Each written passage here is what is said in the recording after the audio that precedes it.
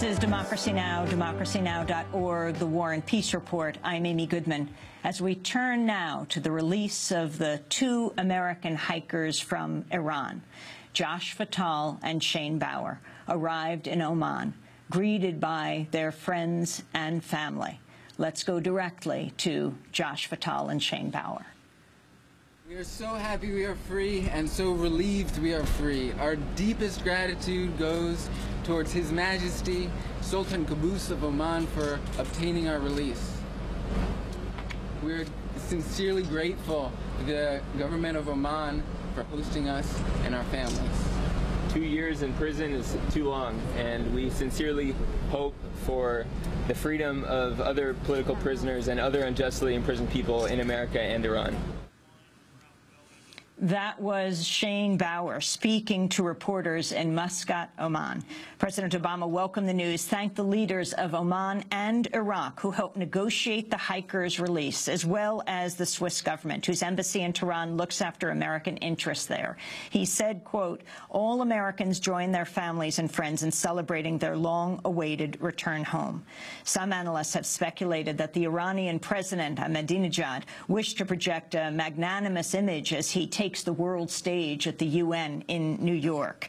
In July 2009, Bauer and Fattal were arrested along with Sarah Shourd while hiking near the Iran-Iraq border.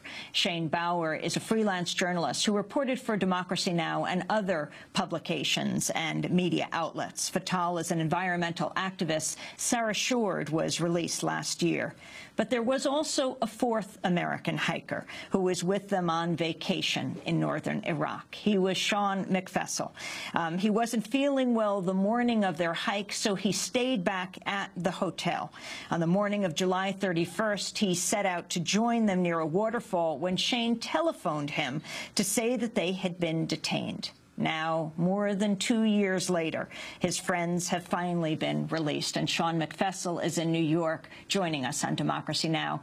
Sean, it's great to have you with us on this very happy day for your friends, for Shane Bauer, for Josh Fattal and Sarah Shourd, joining them in this very momentous time now in Oman. Welcome, Sean. Thanks for having me, Amy. Talk about your thoughts today. I mean, it's a strange morning for celebration, you know, but it's been a really hard 2 years for everybody. My heart goes out to Troy Davis's family and loved ones and friends, because I know the kind of agony, I mean, for the differences of the situation, the kind of agony that it puts loved ones through and friends to have this kind of tension in your life. It just disrupts everything. It rends your life. And that's, you know, that was true of our story with this happy ending. I can't imagine what they must be going through. I can't express the relief that they're finally out. It's been hell. It's been, you know, it affects every area of your life. It affects your relationships, your friendships, your family relationships, your work relationships. I mean, I'm a teacher. I've had to work this whole time, and I walk into the classroom, and all I can think about is them in that cell and what they're going through. But, you know, I have to pull myself together, so I can't imagine what their family is going through. But, yeah, it's a wonderful day for us. Can you talk about Shane's statement? Yeah, I mean, this for me was when it really broke. I was kind of in shock when I first heard the news. I was glad, of course, but it just wasn't sinking in after so long, after so many false starts.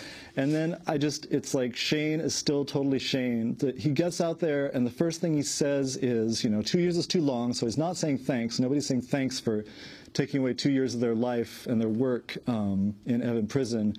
But the next thing he goes on to say is he's thinking about the bigger issues that this is involved with. He's not having self-pity. He's not treating it like a personal issue. He immediately called for the release of all political prisoners, all unjustly detained prisoners in America and in Iran. That's the first thing he says of 2 years in prison, an Iranian prison, you know. So that's when I was like, that's the Shane I know. My heart broke. It's just tears gushed, and I'm just... that's when I realized that he's still totally there. He's still totally strong. I mean, in some sense, I wasn't surprised, because I accompanied Shane. The two of us went to the Pine Ridge Reservation. It's the poorest county in the entire U.S. to report on current struggles there. And we stood on the very spot that, the murder occurred that Leonard Peltier was framed up for. All of us have been involved in protests for Mumia Abu-Jamal's freedom. And I actually believe Shane and Sarah were involved in organizing against the execution of Touki in San Quentin, which of course ended with the same racist legal lynching result that Troy Davis's case has ended with. So, but nonetheless, it was beautiful to hear that that's the first words out of his mouth in 2 years. I'm so proud of him. I'm so glad he's free. Sean, when will Shane and Josh, Sarah is with them in Oman, is that right, and their families? And the families, yeah, they're in Muscat right now. I'm not really sure they've decided when to come back. I think they probably need to catch a breath before landing here and dealing with everything. So we'll have to see. But I think pretty soon, I think they're, in a rush to get back to familiar territory. I wanted to say also about Shane's statement, he didn't just stop at the political prisoners of famous people. He mentioned also just the unjustly detained, the cases that aren't known. Shane doesn't know about Troy Davis because he's been in Iranian prison 2 years. Otherwise, he probably would have been writing about him. Shane's never heard of Bradley Manning. It's probably exactly the kind of thing Shane would be trying to get an interview or somehow